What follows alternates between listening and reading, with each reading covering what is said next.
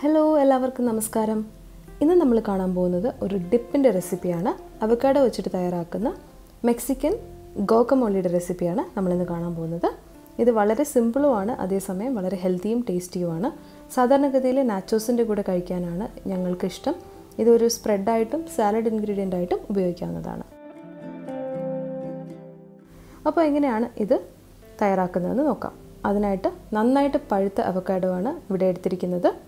നന്നായിട്ട് പഴുത്തിട്ടില്ല എന്നുണ്ടെങ്കിൽ അതിന് ഒരു കയ്പ്പ് വരും, അത് ശ്രദ്ധിക്കുക. നന്നായിട്ട് പഴുത്ത അവക്കാഡോ ഇതുപോലെ നടുഭാഗത്ത് കൂടെ കട്ട് ചെയ്യുക.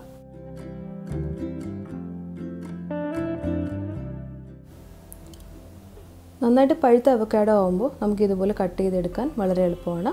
അതുപോലെ അതിനകത്തുള്ള ഫ്ലഷ് ഇങ്ങനെ സ്കൂപ്പ് ചെയ്തെടുക്കാനും വളരെ എളുപ്പമാണ്. ഇതുപോലെ ഒരു സ്പൂൺ ഉപയോഗിച്ച് അതിനകത്തുള്ള അവക്കാഡോ മുഴുവൻ നമുക്കൊരു പാത്രത്തിലോട്ട് ഇടാം.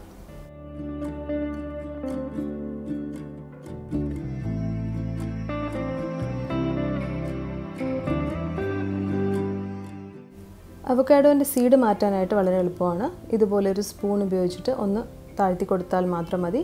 ആ സീഡിങ് ഇളകി വരും. അത് കഴിഞ്ഞിട്ട് അതിലുള്ള ഫ്ലഷും നമുക്ക് ഇളക്കിയിടാം.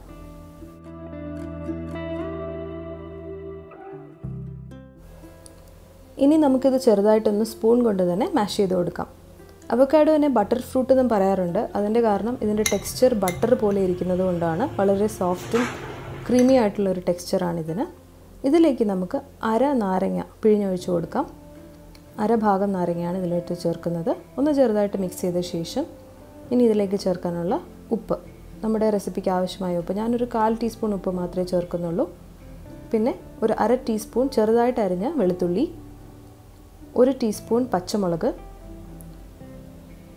പിന്നെ 1 ടേബിൾ സ്പൂൺ മല്ലിയില ചെറുതായിട്ട് അരിഞ്ഞത്. ഇത് ഇന്ത്യൻ റീപ്ലേസ്മെൻറ്റ്സ് ആണ്. ശരിക്കുമുള്ള പരമ്പരാഗതമായ മെക്സിക്കൻ റെസിപ്പിയിൽ അവർ ചേർക്കുന്നത് ഈ മുളകിന് പകരം ആലപ്പീനോ പെപ്പറും പിന്നെ മല്ലിയിലയ്ക്ക് പകരം സിലാന്ത്രോയുമാണ്. നമുക്കിതിവിടെ അത് കിട്ടാനില്ലാത്തത് കൊണ്ട് നമ്മൾ ഇന്ത്യൻ റീപ്ലേസ്മെൻറ്റ്സ് ഉപയോഗിച്ചു എന്ന് മാത്രം. ഇനി ഇതിലോട്ട് നമുക്ക് 2 ടേബിൾ സ്പൂൺ സവാള ചെറുതായിട്ട് കൊത്തി അരിഞ്ഞത് ചേർത്ത് കൊടുക്കാം. അതിൻ്റെ ഒപ്പം തന്നെ ചെറുതായിട്ട് കൊത്തി അരിഞ്ഞ തക്കാളി, നന്നായിട്ട് പഴുത്ത തക്കാളി 2 ടേബിൾ സ്പൂൺ ചേർത്ത് കൊടുക്കാം.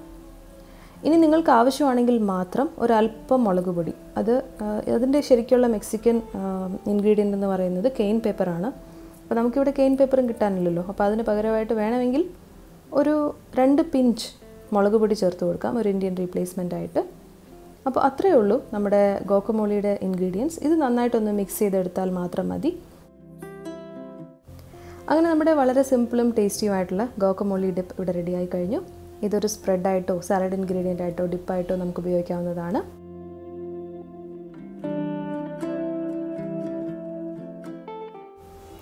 അടുത്ത് വരുന്ന എപ്പിസോഡിൽ നിങ്ങൾ കാണാൻ പോകുന്നത് ഇതെങ്ങനെയാണ് ഞാൻ നാച്ചോസിൻ്റെ കൂടെ സെർവ് ചെയ്യുന്നത് എന്നുള്ളതാണ്.